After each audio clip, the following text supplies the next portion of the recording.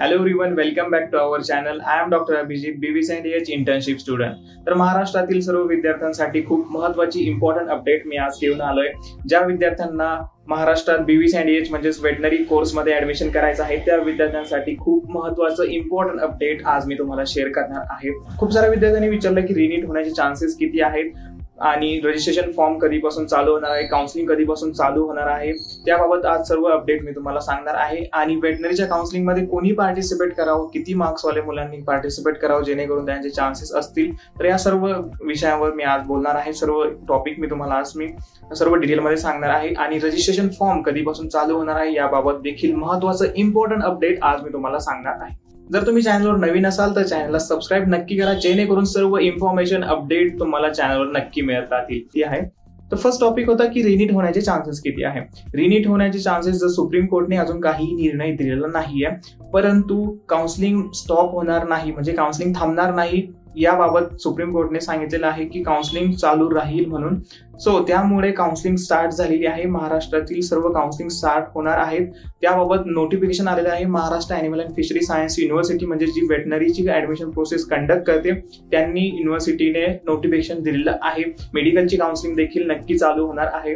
तर त्याबाबत सर्वांनी काउन्सिलिंग मध्ये पार्टिसिपेट करा. जो निर्णय होईल त्याबाबत आपण नंतर. महाराष्ट्रात ज्या विद्यार्थ्यांना BVSciENT म्हणजेच वेटनरीमध्ये ऍडमिशन घ्यायचं आहे, वेटनरी कोर्सच्या काउन्सिलिंग मध्ये पार्टिसिपेट करायचं आहे, त्या विद्यार्थ्यांसाठी खूप महत्त्वाचं इम्पॉर्टंट अपडेट आलेलं आहे.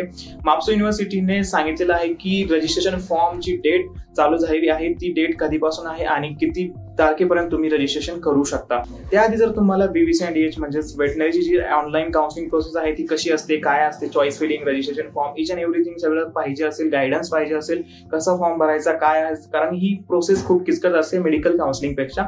जर तुम्हाला या काउन्सिलिंग मध्ये पार्टिसिपेट करायचं असेल, तुम्हाला आमच्या पेड काउन्सिलिंग मध्ये पार्टिसिपेट करायचं असेल, सर्व सपोर्ट तुम्हाला दिला जातोय, सर्व इन्फॉर्मेशन तुमच्यासोबत शेअर केली जाते, सर्व पर्सनल गायडन्स तुम्हाला दिलं जातं. सो तुम्हाला जर काउन्सिलिंग मध्ये पार्टिसिपेट करायचं असेल तर जर तुम्हाला महाराष्ट्रातील BVSciENT म्हणजेच वेटनरीची पेड काउन्सिलिंग पाहिजे असेल तर तुम्ही त्या काउन्सिलिंग मध्ये पार्टिसिपेट करू शकता.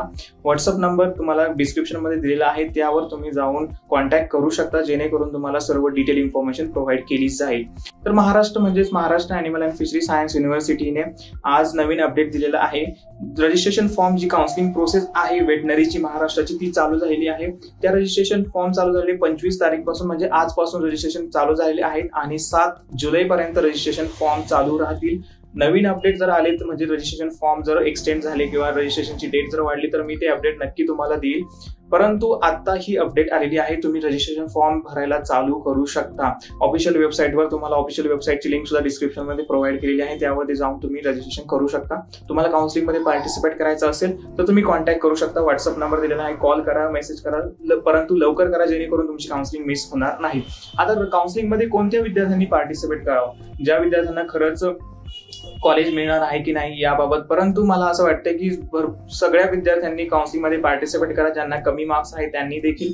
कारण जर काउन्सिलिंग मध्ये तुम्ही पार्टिसिपेट करायला नसाल, जर कट ऑफ जर कमी आला किंवा काही सीट जर वॅकंट असल्या तर तुम्हाला एखादी सीट मिळण्याचे चान्सेस असतात. त्यामुळे काउन्सिलिंग मध्ये पार्टिसिपेट नक्की करा. जर तुम्ही काउन्सिलिंग मध्ये पार्टिसिपेट केलं नसेल तर तुम्हाला सीट मिळण्याचे चान्सेस 0 असतात. परंतु काउन्सिलिंग मध्ये पार्टिसिपेट करा, प्रोसेस काय असते ते नक्की बघा. तर हे होते सर्व detail information about the Maharashtra veterinary counselling. तुम्हाला डिटेल इन्फॉर्मेशन जर पाहिजे असेल तर काउन्सिलिंग जॉईन करू शकता. अपडेट मी तुम्हाला चॅनलवर नक्कीच देतच राहील. जर तुम्हाला पेड काउन्सिलिंग मध्ये पार्टिसिपेट करायचं असेल तर व्हॉट्सअप नंबर तुम्हाला डिस्क्रिप्शन मध्ये दिलेला आहे. सर्व अपडेट मी चॅनलवर नक्की प्रोव्हाइड करेल. चॅनलला सबस्क्राईब नक्की करा.